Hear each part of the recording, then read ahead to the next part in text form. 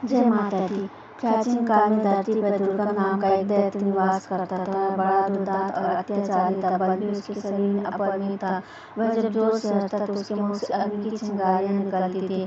दुर्गम ऋषियों मुनियों संतों को अपना अधिकार स्थापित करना चाहता था, उन्हें अपने संकेत पर चलाना चाहता था, पर प्रयत्न करने पर भी उसकी यह इच्छा पूरी नहीं हो पाती। कारण यह था कि ऋषियों मुनियों के पास वेदों का ज्ञान था, सिद्धियां थी। दुर्गम जब भी आक्रमण करता वह उनकी सिद्धियों शक्तियों से पराजित हो जाता था। उसने सोचा कि जब तक ऋषि मुनियों के पास वेद रहेंगे वह उन पर अपना आधिपत्य स्थापित नहीं कर सकेगा। किसी प्रकार उनसे वेद छीन लेने चाहिए। ये सोचकर वेद प्राप्त करने के लिए ब्रह्मा जी की तपस्या करने लगा। उसे तप करते करते 100 वर्ष बीत गए।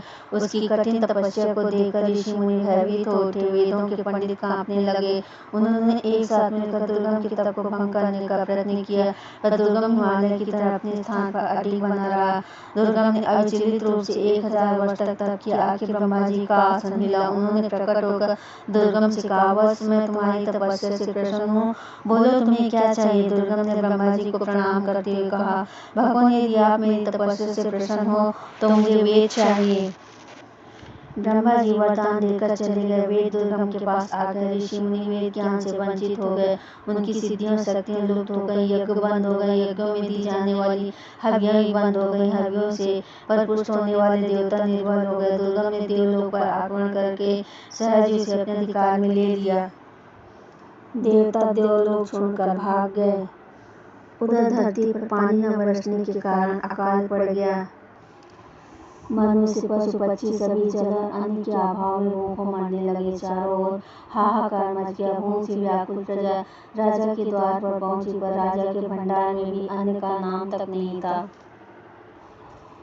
राजा दुखी प्रजाजनों के साथ ऋषियों के पास गए। ऋषियों से कहा, राजन हम क्या कर सकते हैं, हम वेद मंत्रों को भूल गए हैं। ब्रह्मा जी के वरदान से वेद दुर्गम के पास चले गए। पृथ्वी पर न यज्ञ हो रहे हैं, न देवताओं की हवियां दी जा रही हैं। देवता निर्बल हो गए हैं, वे कुछ भी नहीं कर सकते।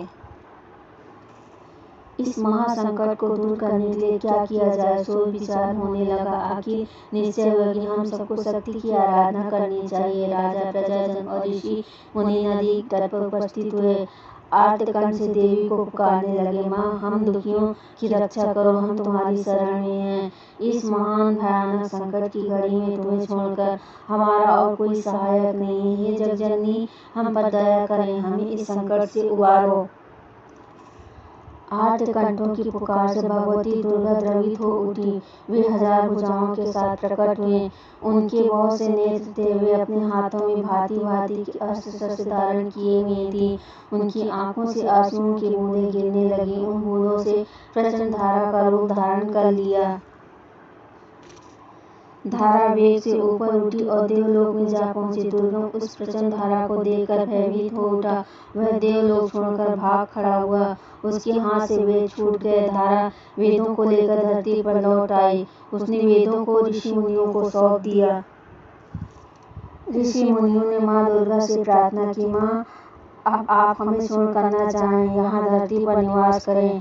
भगवती दुर्गा ने ऋषि मुनियों की प्रार्थना स्वीकार कर ली। वे अपने लोक में न जाकर धरती पर ही रह गए। कहते हैं सराहनपुर की शाकंभरी देवी वह देवी हैं जिनकी आंसुओं की प्रचंड धारा में दुर्गम सदा के लिए लुप्त हो गया और जिन्होंने उनसे वेद छीनकर पुनः ऋषियों को सौंप दिए। जय माता दी।